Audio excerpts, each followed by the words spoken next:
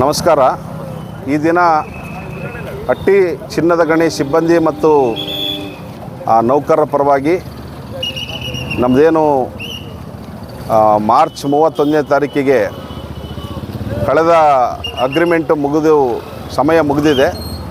ನಾವು ಹಟ್ಟಿ ಸಿಬ್ಬಂದಿ ಮತ್ತು ನೌಕರರ ಪರವಾಗಿ ಕಾರ್ಯಕಾರಿ ಸಮಿತಿಯಲ್ಲಿ ಮತ್ತು ಇವತ್ತಿನ ಒಂದು ಜನರಲ್ ಬಾಡಿ ಮೀಟಿಂಗು ಗೇಟ್ ಮೀಟಿಂಗಿನ ಮೂಲಕ ನಾವು ಆಡಳಿತ ವರ್ಗಕ್ಕೆ ಹೊಸ ಬೇಡಿಕೆ ಪಟ್ಟಿಯನ್ನು ನಾವು ಸಲ್ಲಿಸಿದ್ದೀವಿ. ಅದರಲ್ಲಿ ಸುಮಾರು 56 ಹೊಸ ಪಟ್ಟಿಯನ್ನು ನಾವು ಸಲ್ಲಿಸಿದ್ದೀವಿ. ಅದರಲ್ಲಿ ಮುಖ್ಯವಾಗಿರ್ತಕ್ಕಂಥದ್ದು ನಮ್ಮ ಮೂಲ ವೇತನ ಇದೆ, ಆ ಮೂಲ ವೇತನವನ್ನು ಜಾಸ್ತಿ ಮಾಡಬೇಕು ಅನ್ನೋಂಥದ್ದು. ಅದಲ್ಲದೆ ಇತರೆ ಭತ್ಯೆಗಳೇನಿದ್ದಾವೆ, ಬೇರೆ ರೀತಿಯ ವೇಟೇಜ್ಗಳು ಏನಿದ್ದಾವೆ ಅವೆಲ್ಲವನ್ನು ಕೂಡ ಹೆಚ್ಚು ಮಾಡಬೇಕು ಅನ್ನೋಂಥದ್ದು ಪ್ರಮುಖವಾದಂಥ ಬೇಡಿಕೆ ಪಟ್ಟಿಯಲ್ಲಿದ್ದಾವೆ. ಅದರಲ್ಲಿ ಮಹಿಳೆಯರ ಪ್ರಶ್ನೆಗಳಿದ್ದಾವೆ, ಅಂಡರ್ಗ್ರೌಂಡಲ್ಲಿ ಕೆಲಸ ಮಾಡೋಂಥ ಕಾರ್ಮಿಕರಿಗೆ ಹೆಚ್ಚಿನ ಭತ್ಯೆಗಳನ್ನು ಕೊಡಬೇಕು ಅನ್ನೋಂಥದ್ದಿದೆ, ಸೇಫ್ಟಿ ಮೇಜರ್ ಮಾಡಬೇಕು ಅನ್ನೋಂಥದ್ದಿದೆ. ಇಲ್ಲಿರ್ತಕ್ಕಂಥ ಈರಾಬುದ್ದೀನ್ ಮತ್ತು ಊಟಿಯಲ್ಲಿ ಕೆಲಸ ಮಾಡುವಂಥ ನೌಕರರ ಪ್ರಶ್ನೆಗಳನ್ನು ಕೂಡ ಎಕ್ಸ್ಟ್ರಾ ಅಲವೆನ್ಸ್ಗಳು ಈ ಥರದ್ದೆಲ್ಲವೂ ಕೂಡ ಪ್ರಶ್ನೆಗಳನ್ನು ನಾವು ಅದರಲ್ಲಿ ಸೇರಿಸಿದ್ದೀವಿ. ಸುದೀರ್ಘವಾಗಿ 2 ತಿಂಗಳುಗಳ ಕಾಲ ಆ ಬೇಡಿಕೆಯನ್ನು ಚರ್ಚೆ ಮಾಡಿ ಇತ್ತೀಚೆಗೆ ನಡೆದಂಥ ಕಾರ್ಯಕಾರಿ ಸಮಿತಿ ಸಭೆಯಲ್ಲೂ ಕೂಡ ನಾವು ಅದನ್ನು ಚರ್ಚೆ ಮಾಡಿದ್ದೀವಿ. ಎಲ್ಲರೂ ಕೂಡ ಬೇರೆ ಯಾವುದೇ ನಮ್ಮ ಕಾರ್ಯಕಾರಿ ಸಮಿತಿ ಸಭೆಯಲ್ಲಿ ಇರುವಂಥ ಇತರೆ ಸಂಘಗಳ ಸದಸ್ಯರು ಕೂಡ ಅದಕ್ಕೆ ಸಹಕಾರವನ್ನು ಕೊಟ್ಟು ಅದನ್ನು ಚರ್ಚೆ ಮಾಡಿ ಅಂತಿಮಗೊಳಿಸಿ ಇವತ್ತು ಬೇಡಿಕೆ ಪಟ್ಟಿಯನ್ನು ನಾವು ಸಲ್ಲಿಸಿದ್ದೀವಿ. ಆಡಳಿತ ವರ್ಗ ಕೂಡಲೇ ನಮ್ಮ ಪದಾಧಿಕಾರಿಗಳನ್ನು ಸಭೆ ಕರೆದು ನಾವು ಕೊಟ್ಟಂಥ ಒಂದು ಬೇಡಿಕೆಗಳ ಬಗ್ಗೆ ಮಾತುಕತೆಯನ್ನು ಆರಂಭ ಮಾಡಬೇಕು ಅನ್ನೋದ್ರ ಬಗ್ಗೆ ನಾವು ಒಂದು ವಿನಂತಿಯನ್ನು ಮಾಡ್ತಾಯಿದ್ದೀವಿ. ಇವತ್ತು ಮಧ್ಯಾಹ್ನವೂ ಕೂಡ ಮಾನ್ಯ ವ್ಯವಸ್ಥಾಪಕ ನಿರ್ದೇಶಕರು ಇಲ್ಲೇ ಇರೋದ್ರಿಂದ ಅವರನ್ನು ಭೇಟಿ ಮಾಡಿ ಅವರಿಗೆ ನಾವು ಈ ಬೇಡಿಕೆಯನ್ನು ಪಟ್ಟಿಯನ್ನು ಸಲ್ಲಿಸ್ತಾ ಇದ್ದೀವಿ. ಜೊತೆಗೆ ನಾವು ಬಹುದಿನದ ಕಾರ್ಮಿಕರು ಅದೇನೋ ಬಹುದಿನದಿಂದ ನಿರೀಕ್ಷೆ ಮಾಡಿದ್ರು, ಅದು PLIB ಇರ್ಬೋದು, ಪ್ರೊಡಕ್ಷನ್ ಲಿಂಕ್ ಬೋನಸ್ ಅನ್ನೋಂಥದ್ದು ಏನಿತ್ತು ಅದನ್ನು ಅವರು ಜಾರಿಗೊಳಿಸಿದ್ದಾರೆ. ನಮ್ಮ ಬೇಡಿಕೆ ಇದ್ದದ್ದು ಹೆಚ್ಚಿನ ಪ್ರಮಾಣದಲ್ಲಿ ಕನಿಷ್ಠ 25,000 ರೂಪಾಯಿಂದ 30,000 ರೂಪಾಯಿ ನೌಕರರಿಗೆ ಆ ಒಂದು PLIB ಸಿಗಬೇಕು ಅನ್ನೋಂಥದ್ದು. ಆದರೂ ನಾವು ನಿರಂತರವಾದಂಥ ಪ್ರಯತ್ನವನ್ನು ಮಾಡಿದ ನಂತರದಲ್ಲಿ 18ನೇ ತಾರೀಕು ಸೇರಿದಂಥ ಬೋರ್ಡ್ ಮೀಟಿಂಗಲ್ಲಿ 15,600 ರೂಪಾಯಿ PLIBಯನ್ನು ನೌಕರರಿಗೆ ವಿತರಣೆ ಮಾಡೋಕ್ಕೆ ಅವ್ರು ಕ್ರಮವನ್ನು ತಗೊಂಡಿದ್ದಾರೆ. ಹಾಗಾಗಿ ಅವ್ರಿಗೆ ಅದಕ್ಕೆ ಅಭಿನಂದನೆಗಳು ಕೂಡ ನಾವು ಸಲ್ಲಿಸ್ತಾ ಇದ್ದೀವಿ. ಇನ್ನು ಭಾಳ ಪ್ರಮುಖವಂತ ಹಲವಾರು ಪ್ರಶ್ನೆಗಳು ಇನ್ನೂ ಕೂಡ ಇತ್ಯರ್ಥ ಆಗಬೇಕಂತ ಹಲವಾರು ಪ್ರಶ್ನೆಗಳಿದ್ದಾವೆ. ಒಂದು, ಭಾಳಷ್ಟು ಜನ ನೌಕರರಿಗೆ HRA ಬಾಕಿ ಇದೆ, ಅದನ್ನು ನಾವು ಇತ್ಯರ್ಥಪಡಿಸಬೇಕು ಅಂಥೇಳಿ ನಾವು ರೀಜನಲ್ ಲೇಬರ್ ಕಮಿಷನರು ಬಳ್ಳಾರಿಯಲ್ಲೂ ಕೂಡ ಕೇಸನ್ನು ದಾಖಲೆ ಮಾಡಿದ್ದೀವಿ ಮತ್ತು ಆಡಳಿತ ವರ್ಗಕ್ಕೂ ಕೂಡ ಅದು ನಿರಂತರವಾದ ಪ್ರಯತ್ನವನ್ನು ಮಾಡ್ತಾಯಿದ್ದೀವಿ. ಇದಲ್ಲದೆ ಇವತ್ತು ಸುಮಾರು ಜನ ಡಿಸ್ಮಿಸ್ ಆದಂಥ ಪ್ರಕರಣಗಳಿದ್ದಾವೆ. ತಮಗೆಲ್ಲ ಗೊತ್ತಿದ್ದಾಗೆ ಇವತ್ತು ನಮ್ಮ ಕಂಪ್ನಿಯಲ್ಲಿ 1473ಕ್ಕೂ ಹೆಚ್ಚು ಹುದ್ದೆಗಳು ಖಾಲಿ ಇದ್ದಾವೆ. ಆ ಹುದ್ದೆಗಳು ಭರ್ತಿ ಆಗಬೇಕು ಅನ್ನೋಂಥದ್ದು ನಮ್ಮ ಪ್ರಮುಖವಾದ ಒಂದು ಅಂಶ. ಅದರಲ್ಲಿ ಮುಖ್ಯವಾಗಿರ್ತಕ್ಕಂಥದ್ದು ಇವತ್ತು ಮೆಡಿಕಲ್ ಅನ್ಫಿಟ್ಟು ಇಲ್ಲಿಯ ನೌಕರರ ಬಹುದಿನದ ಬೇಡಿಕೆಯಾಗಿದೆ, ಕುಟುಂಬಗಳ ಬೇಡಿಕೆಯಾಗಿದೆ. ನಿರಂತರವಾಗಿ ನೌಕರರು ಮತ್ತು ಅಸಹಾಯಕರಾಗಿರ್ತಕ್ಕಂಥ ಕುಟುಂಬದವರು ನಮಗೆ ಫೋನ್ಗಳನ್ನು ಮಾಡ್ತಾಯಿದ್ದಾರೆ. ಇದು ಖಂಡಿತವಾಗ್ಲೂ ಕೂಡ ನಮ್ಮ ಒಂದು ಚುನಾವಣೆಯ ಪ್ರಮುಖವಾದಂಥ ಒಂದು ಬೇಡಿಕೆಯನ್ನು ಕೂಡ ಆಗಿತ್ತು. ಆ ದಿಸೆಯಲ್ಲೂ ಕೂಡ ನಾವು ಪ್ರಯತ್ನಗಳನ್ನು ನಡೆಸ್ತಾ ಇದ್ದೀವಿ. ಎಷ್ಟು ಪ್ರಯತ್ನಗಳನ್ನು ನಡೆಸ್ತಾ ಇದ್ದೀವಿ ಅಂತ ಹೇಳಿದ್ರೆ, ಇವತ್ತು ತಮಗೆಲ್ಲ ಗೊತ್ತಿದ್ದಾಗೆ ಇತ್ತೀಚೆಗೆ ಮುಖ್ಯಮಂತ್ರಿಯವ್ರನ್ನೂ ಕೂಡ ಭೇಟಿ ಮಾಡಿದ್ವಿ. ಇಲ್ಲಿ ಬಂದಂಥ ಉಪಮುಖ್ಯಮಂತ್ರಿಯವ್ರನ್ನೂ ನಮ್ಮ ನಿಯೋಗ ಭೇಟಿ ಮಾಡಿತ್ತು. ಅಧಿಕಾರಿಗಳಿಗೆ ಆ ವಿಚಾರದಲ್ಲಿ ಏನು ಹಿಂದೆ ಫೈನಾನ್ಸಿಂದ ವಾಪಸ್ ಬಂದಿತ್ತು ಇದನ್ನು ಮನವರಿಕೆ ಮಾಡಿಕೊಡುವಂಥ ಕೆಲಸವನ್ನು ಮಾಡ್ತಾಯಿದ್ದೀವಿ. ಯಾಕಂತೇಳಿದ್ರೆ ತಮಗೆಲ್ಲ ಗೊತ್ತಿದ್ದಾಗೆ ಒಂದು ಸರ್ಕಾರಿ ಸ್ವಾಮ್ಯದ ಸಂಸ್ಥೆಯಲ್ಲಿ ಎಲ್ಲ ಕಡೆಗೂ ಏನು ಅಪ್ಲೈ ಆಗುತ್ತೋ ಅದನ್ನು ಇಲ್ಲಿ ಅಪ್ಲೈ ಮಾಡಬೇಕಂತ ಒಂದು ಕೆಲವರು ಅಧಿಕಾರಿಗಳು ಪ್ರಯತ್ನವನ್ನು ನಡೆಸಿದರು. ಆದರೆ ನಾವು ಹೇಳಿದ್ದೀವಿ, ಸರ್ಕಾರಿ ಸಂಸ್ಥೆ ಬೇರೆ, ಮೈನ್ಸ್ ಬೇರೆ, ಗಣಿ ಬೇರೆ. ಇಲ್ಲಿ ಕೆಲಸ ಮಾಡೋಂಥದ್ದು ಇಲ್ಲಿ 10 ಕಾಯಿಲೆಗಳು ಬರ್ತವೆ. ಈ ಕಾಯಿಲೆಗಳಿಂದಾಗಿ ಮೆಡಿಕಲ್ ಅನ್ಫಿಟ್ ಅನ್ನೋಂಥದ್ದು ಅದು ನಿರಂತರವಾಗಿ ನಡೆಯುವಂಥ ಕೆಲಸ. ಹಾಗಾಗಿ ನೀವು ಬೇರೆ ಕಡೆ ಅಪ್ಲೈ ಮಾಡೋದನ್ನು ಇಲ್ಲಿ ಮಾಡೋಕ್ಕಾಗೋದಿಲ್ಲ. ಹಾಗಾಗಿ ಇದು ಮೆಡಿಕಲ್ ಅನ್ಫಿಟ್ ಅನ್ನೋಂಥದ್ದು ನಿರಂತರ ನಿರಂತರವಾಗಿ ಇರಬೇಕಂತ ಪ್ರಕ್ರಿಯೆ. ಕೆಲವರು ಹೇಳಿದರು, ಏನ್ರಿ ಇದು 3 ತಲೆಮಾರು 4 ತಲೆಮಾರು 5 ಸಾರಿಯಿಂದ ನಡೀತಾನೆ ಇದೆ, ಇದು ಹಿಂಗೆ ನಡಿಬೇಕಾ ಅಂತ. ನಾವು ಹೇಳಿದ್ದು ಹೌದು, ಹಿಂಗೆ ನಡಿಯಿರಬೇಕು. ಯಾಕಂತ ಹೇಳಿದ್ರೆ ಇದು ಈ ಚಿನ್ನದ ಗಣಿ ಇವತ್ತೇನು ಲಾಭ ಮಾಡ್ತಾ ಇದೆ, ಚಿನ್ನದ ಗಣಿ ಇವತ್ತೇನು ಪ್ರಾಫಿಟ್ ಮಾಡ್ತಾ ಇದೆ, ಇವತ್ತು ದೇಶದಲ್ಲಿ ಹೆಸರುವಾಸಿಯಾಗಿದೆ. ಇದು ಕಾರಣ ಆಗಿರ್ತಕ್ಕಂಥದ್ದು ಇಲ್ಲಿ ಕಾರ್ಮಿಕರ ಬೆವರು ಮತ್ತು ರಕ್ತದ ಕೆಲಸ. ಹಾಗಾಗಿ ಬೇರೆ ಕಡೆ ಎಲ್ಲೋ ಹೋಗಿ ಈಸಿಯಾಗಿ ಕೆಲಸ ಮಾಡ್ಬೋದು, ಆದರೆ ಗಣಿಯಲ್ಲಿ ಇಳಿದು ಕೆಲಸ ಮಾಡಲಿಕ್ಕಿಲ್ಲ. ಇವತ್ತೆಲ್ಲ ಮೆಕನೈಜೇಷನ್ ಆಗಿದೆ. ಮೆಕನೈಜೇಷನಲ್ಲಿ ನೀವು ಬೇರೆ ಬೇರೆ ರೀತಿಯಲ್ಲಿ ಕೆಲಸ ಮಾಡ್ಬೋದು. ಆದರೆ ಇದನ್ನು ನಾವು ನೋಡಬೇಕು, 100 ವರ್ಷಗಳ ಹಿಂದೆ ಇಲ್ಲಿ ಸ್ಟಾರ್ಟ್ ಆದಾಗ ಯಾವ ಥರ ಪರಿಸ್ಥಿತಿ ಇತ್ತು.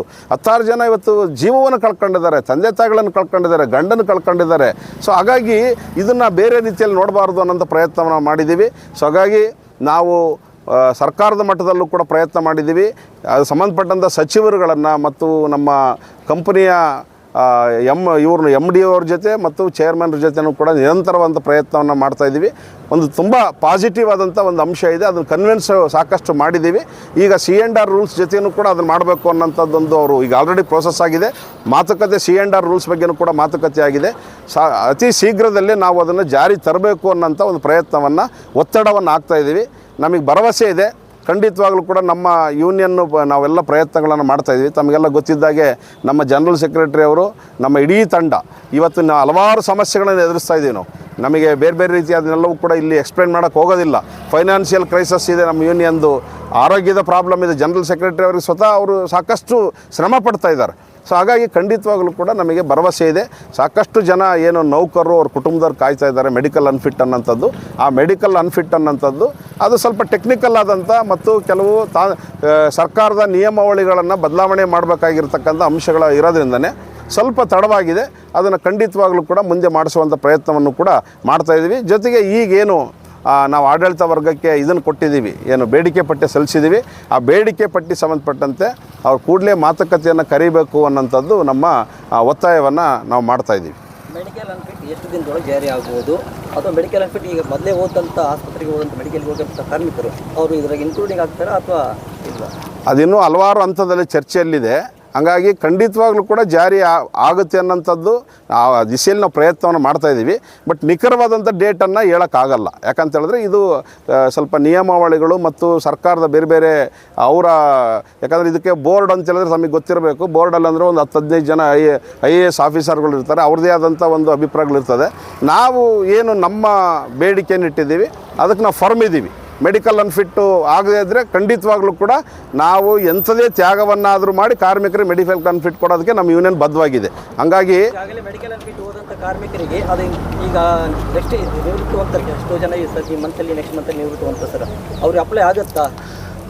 ನಾವು ಏನು ಹೇಳ್ತೇವೆ ಅಂದರೆ ಯಾರೆಲ್ಲ ಇಲ್ಲಿ ತನಕ ರಿಟೈರ್ಮೆಂಟ್ ಆಗ್ತಾ ಇದ್ದಾರಲ್ಲ ಅವರೆಲ್ಲರಿಗೂ ಅಪ್ಲೈ ಆಗಬೇಕು ಅಂತ ನಮ್ಮ ಬೇಡಿಕೆ. ಯಾರೆಲ್ಲ ಮೆಡಿಕಲ್, ಯಾಕಂತ ಹೇಳಿದ್ರೆ ಹಿಂದೆ ವಿಕ್ಟೋರಿಯಾ ಹಾಸ್ಪಿಟ್ಲಿಗೆ ಕಳಿಸಿ ಒಂದು 100 ಜನ ಇದ್ದಾರೆ, ಅದಾದ ನಂತರ ಸುಮಾರು ಜನ ಇದ್ದಾರೆ, ಸುಮಾರು ಜನ ರಿಟೈರ್ಡ್ ಆಗ್ತಾ ಇದ್ದಾರೆ. ಸೊ ಅವರೆಲ್ಲರಿಗೂ ಅವ್ರ ಕುಟುಂಬಗಳಿಗೆ ಸಿಗಬೇಕು ಅನ್ನೋದು ನಮ್ಮ ಬೇಡಿಕೆ. ಅದರಲ್ಲಿ ಯಾವುದೇ ರೀತಿಯ ರಾಜಿ ಇಲ್ಲ, ಅದು ನಡೀತದೆ. ಅವ್ರದ್ದು ಒಂದು ವಾದಗಳು ಏನನ್ನ ಇರ್ಬೋದು. ಬಟ್ ಖಂಡಿತವಾಗ್ಲೂ ನಾವೇನು ನೌಕರರ ಪರವಾಗಿ ನಮ್ಮ ಬೇಡಿಕೆ ಇಟ್ಟಿದ್ದೀವಿ ಆ ಬೇಡಿಕೆ ನಮಗೆ ಬದ್ಧವಾಗಿರ್ತೀವಿ. ಮೆಡಿಕಲ್ ಅನ್ಫಿಟ್ ಬಿಫೋರ್ ಏನಾದರೂ ನಿವೃತ್ತಿ ಹೊಂದಂಥ ಕಾರ್ಮಿಕ ಮಕ್ಕಳಿಗೆ ಏನಾದರೂ ನೌಕರಿಗೆ ಒಂದು ತಗೋಬೋದಲ್ವಾ? ಇಲ್ಲ ನಾವು ನಿಮಗೆಲ್ಲ ಗೊತ್ತಿದ್ದಾಗ ಏನಂತ ಹೇಳಿದ್ರೆ ಬಹುಶಃ ಅಟ್ಟಿ ಚಿನ್ನದ ಗಣಿ ಮಾತ್ರನೇ ಅತ್ಯಂತ ಕಡಿಮೆ ಕಾಂಟ್ರಾಕ್ಟ್ ವರ್ಕರ್ಸನ್ನು ಇಟ್ಕೊಂಡಿರ್ತಕ್ಕಂಥ ಒಂದು ಸಾರ್ವಜನಿಕ ಉದ್ಯಮ. ಆದರೂ ಇಲ್ಲಿ ಕಾಂಟ್ರಾಕ್ಟ್ ವರ್ಕರ್ಸ್ಗಳನ್ನು ತರಬೇಕು ಅಂತ ಪ್ರಯತ್ನ ಮಾಡ್ತಾ ಇದ್ದಾರೆ. ನಾವು ಕಾಂಟ್ರಾಕ್ಟ್ ಸಿಸ್ಟಮ್ಗೆ ವಿರೋಧ ಇದ್ದೀವಿ. ಯಾಕಂತ ಹೇಳಿದ್ರೆ ಕಾಂಟ್ರಾಕ್ಟ್ ಸಿಸ್ಟಮ್ ಅಂತ ಹೇಳಿದ್ರೆ ಅದು ಆಧುನಿಕವಾದಂಥ ಗುಲಾಮಿ ಪದ್ಧತಿ. ಈಗ ನಿಮಗೆ 1 ಲಕ್ಷ ರೂಪಾಯಿ ಸಂಬಳ ಬರ್ತೈತಿ ಅಂತ ಹೇಳಿದ್ರೆ 10 ಜನ ಇಟ್ಕೊಂಡು 10,000 ಕೊಟ್ಟು ಹೆಚ್ಚು ಕೆಲಸ ಮಾಡ್ತಾರೆ. ಆ ಕಾಂಟ್ರಾಕ್ಟ್ ಪದ್ಧತಿಗೆ ಸರ್ಕಾರದವ್ರು ಒತ್ತಾಯ ಮಾಡ್ತಾ ಇದ್ದಾರೆ, ನಾವು ಅದನ್ನು ಒಪ್ತಾ ಇಲ್ಲ. ನಾವು ಅದಕ್ಕೇನು ಹೇಳ್ತೇವೆ ಅಂದರೆ ನಮ್ಮ ಸ್ಟ್ಯಾಂಡಿಂಗ್ ಆರ್ಡ್ರಲ್ಲಿ ಕ್ಯಾಶುಯಲ್ ಎಂಪ್ಲಾಯೀಸ್ಗಳು ಅಂತೇಳಿ ತಗೊಳ್ಳೋಕ್ಕೆ ಅವಕಾಶ ಇದೆ, ಅದನ್ನು ಬೇಕಾದ್ರೆ ತಗೊಳ್ಳಿ ಅಂತ ಹೇಳ್ತಾ ಇದ್ದೀವಿ. ಅವ್ರು ಒಪ್ತಾ ಇಲ್ಲ, ಮೇಲೆ ಅವರು ಸರ್ಕಾರದವ್ರು ಒಪ್ತಾ ಇಲ್ಲ, ಕ್ಯಾಶುಯಲ್ ಅಂತೇಳಿ ತಗೊಳಕ್ಕಾಗಲ್ಲ, ನೀವು ಬೇಕಾದ್ರೆ ಔಟ್ಸೋರ್ಸು ನೀವು ಒಪ್ಕೊಳ್ಳಿ ಅಂತ ಹೇಳ್ತಾ ಇದ್ದಾರೆ. ನಾವು ಔಟ್ಸೋರ್ಸ್ ಒಪ್ಪಲ್ಲ ಅಂತ ನಾವು ಹೇಳ್ತಾ ಇದ್ದೀವಿ. ಯಾಕಂತ ಹೇಳಿದ್ರೆ ನೀವು ಅದಕ್ಕೆ ನಾವೇನಂದರೆ ತಡ ಆದರೂ ಪರವಾಗಿಲ್ಲ, ನೀವು ಎಲ್ಲದೂ ಕೂಡ ಕಾಯಂ ಇರ್ತಕ್ಕಂಥ ಹುದ್ದೆಗಳನ್ನು ಈ ಮೆಡಿಕಲ್ ಅನ್ಫಿಟ್ಟು ಸೇರ್ಕೊಂಡು ಎಲ್ಲವನ್ನು ಭರ್ತಿ ಮಾಡಿರಿ ಅಂತ ನಾವು ಕೇಳ್ತಾ ಇದ್ದೀವಿ. ಸರ್, ಎಷ್ಟೋ ಜನ ಕಾರ್ಮಿಕರಿಗೆ ಇಲ್ಲಿ ತೊಂದರೆ ಆಗ್ತಿದೆ. ಈ ವೆಂಕಟೇಶ್ ಅಂತಕ್ಕಂಥ ಒಬ್ಬ ಕಾರ್ಮಿಕರಿಗೆ ಒಂದು ಜಸ್ಟ್ ಅಟ್ಲೀಸ್ಟ್ ಮನಿ ವಿಷಯಕ್ಕೆ ಒಂದು 3 ತಿಂಗಳು ಆಲ್ರೆಡಿ 9 ತಿಂಗಳು ಮನೆಯಲ್ಲಿ ಕುಣಿಸಿರ್ತಾರೆ, ಅವ್ರಿಗೆ ವೇತನ ಇಲ್ಲ. ನೀವು ಅದ್ರ ಬಗ್ಗೆ ಕಾಳಜಿನೇ ವಹಿಸ್ತಿಲ್ಲ. ಒಬ್ಬ ಕಾರ್ಮಿಕನ ಬಗ್ಗೆ ನೀವು ಕಾಳಜಿ ವಹಿಸ್ತಿಲ್ಲ ಅಂದಾಗ ಮುಂದಾಗ್ತಕ್ಕಂಥ ಮೆಡಿಕಲ್ ಫಿಟ್ ಇವ್ರ ಬಗ್ಗೆ ನೀವು ಕಾಳಜಿ ವಹಿಸಿದ್ರೆ ಏನು ಗ್ಯಾರಂಟಿ? ಕಾರ್ಮಿಕರಿಗೆ ಭರವಸೆ ಇಲ್ಲದಂಗೆ ಆಗ್ಬಿಟ್ಟು ಸರ್ ಈಗ ಅಲ್ಲ, ಒಂದು ಈಗ ಇಂಡಿವಿಜುವಲ್ ಕೇಸ್ಗಳನ್ನು ನಾನು ಇಲ್ಲಿ ಮಾತಾಡೋಕೆ ಹೋಗಲ್ಲ. ಯಾಕಂತ ಹೇಳಿದ್ರೆ ನಮಗೆ ಇಂಡಿವಿಜುವಲ್ ಕೇಸು 100 ಕೇಸ್ಗಳು ಬರ್ತಾ ಇದ್ದಾವೆ. ಸರ್ ಇಂಡಿವಿಜುವಲ್ ಅಲ್ಲ, ಅದಿರ್ತಕ್ಕಂಥದ್ದು ನಿಮ್ಮ ಕಾರ್ಮಿಕ ಅಲ್ಲಲ್ಲ, ಇರಲಿ ಒಂದೇ ಒಂದು ಮನಿನ ಹೋಗಿ ಮನೆ ಒಳಗೆ ಸೇರಿದ ಅಂತೇಳಿ 3 ತಿಂಗಳು ಹೊರಗಡೆ ಕಳಿಸಿದ್ರು. ಈಗ ಒಂದು ಅವ್ರು ಪೇಮೆಂಟ್ಸ್ ಆಗಿಲ್ಲ ಸರ್. ಅವ್ರು ನಿತ್ಯ ಜೀವನ ನಡೆಸೋದು ಹೆಂಗ?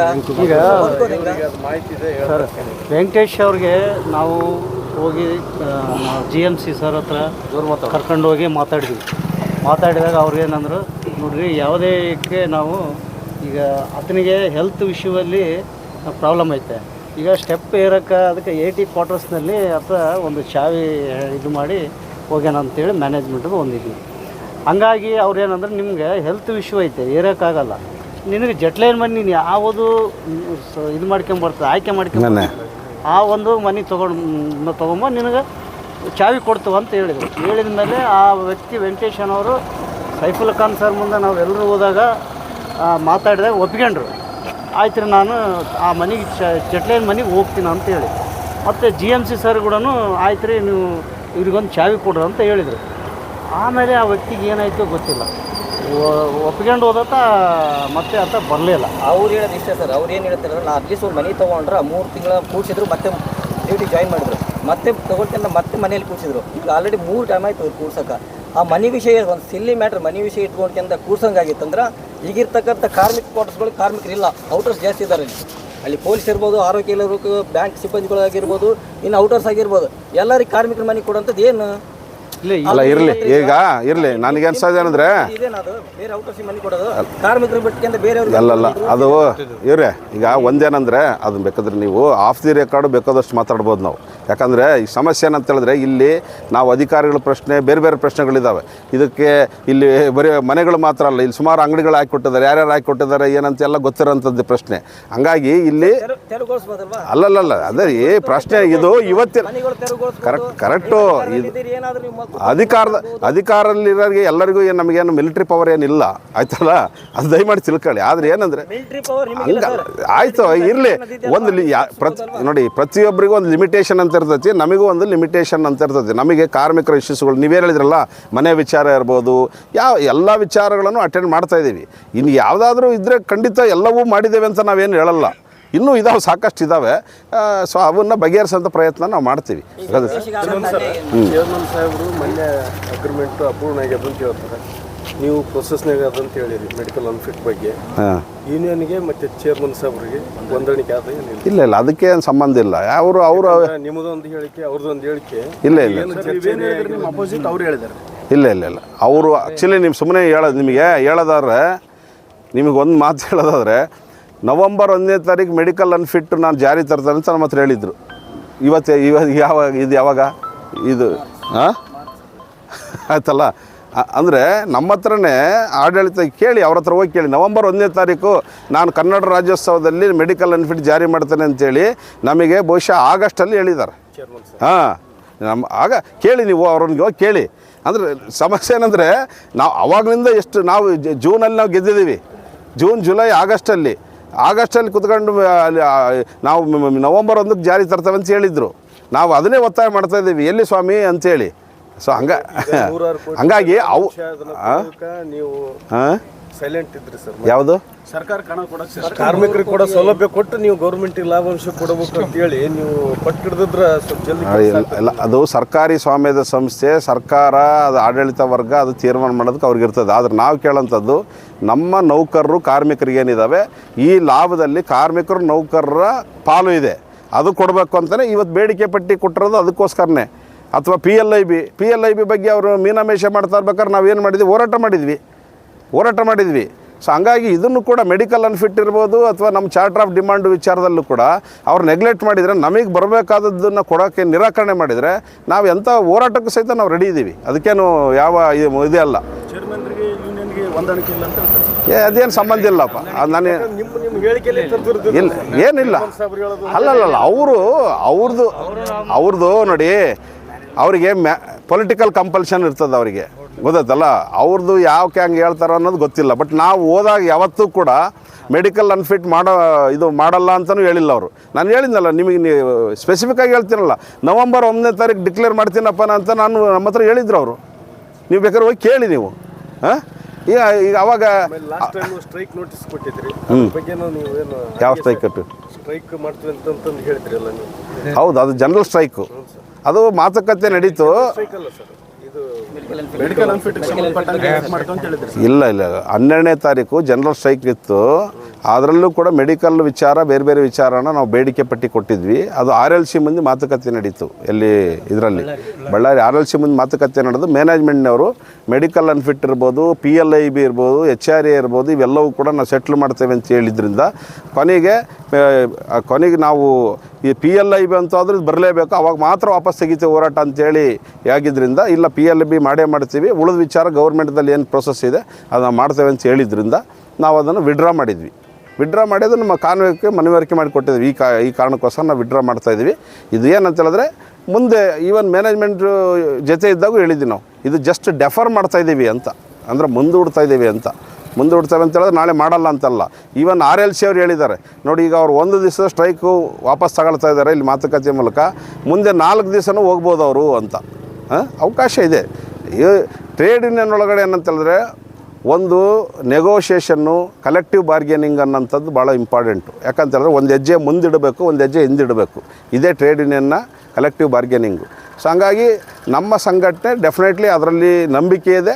ಆಡಳಿತ ವರ್ಗ, MD ಅವರು ಇರ್ಬೋದು, ಚೇರ್ಮನ್ ಇರ್ಬೋದು, ಈವನ್ ಮಿನಿಸ್ಟ್ರು ಇರ್ಬೋದು, ಪ್ರತಿಯೊಬ್ಬರು ಕೂಡ ಇದ್ರ ವಿಚಾರದಲ್ಲಿ ಪಾಸಿಟಿವ್ ಆಗಿದ್ದಾರೆ. ಯಾರು ಇದನ್ನು ತರಲ್ಲ ಅಂತಲೂ ಹೇಳಿಲ್ಲ, ಮತ್ತು ಇದನ್ನು ಈ ಬೇಡಿಕೆ ಇಡಬೇಡ್ರು ಅಂತಲೂ ಹೇಳಿಲ್ಲ ಅವರು. ನಾವು ಇದನ್ನು ಮಾಡೇ ಮಾಡ್ತೀವಿ ನಾವು ಅನ್ನೋಂಥ ಇದನ್ನು ಹೇಳಿದ್ದಾರೆ. ನಾವು ಸ್ವಲ್ಪ ಅವರಿಗೆ ಟೈಮ್ ಕೊಡ್ತಾಯಿದ್ದೀವಿ. ಆದರೆ ಅವ್ರು ಏನೇನೆಲ್ಲ ಕೇಳ್ತಾ ಇದ್ದಾರೆ ಅದಕ್ಕೆ ಹೋಗಿ ಕನ್ವಿನ್ಸ್ ಮಾಡ್ತಾಯಿದ್ದೀವಿ, ಮಾಡಿ ಪ್ರಯತ್ನವನ್ನು ಮಾಡ್ತೀವಿ. Okay, thank you. RTV Kannada, ಚಿನ್ನದ ನಾಡಿನ ಕನ್ನಡಿಗರ ಧ್ವನಿ. ನಮ್ಮ ಚಾನಲ್ ವೀಕ್ಷಿಸಿದ ನಂತರ ಲೈಕ್ ಮಾಡಿ, ಶೇರ್ ಮಾಡಿ, ಸಬ್ಸ್ಕ್ರೈಬ್ ಮಾಡಿಕೊಳ್ಳಿ. ರಾಯಚೂರು ಜಿಲ್ಲೆಯ ಪ್ರತಿನಿಧಿ ಶ್ರೀನಿವಾಸ್ ಮಧುಶ್ರೀ, ಹಟ್ಟಿ ಚಿನ್ನದ ಗಣಿ. ಧನ್ಯವಾದಗಳು.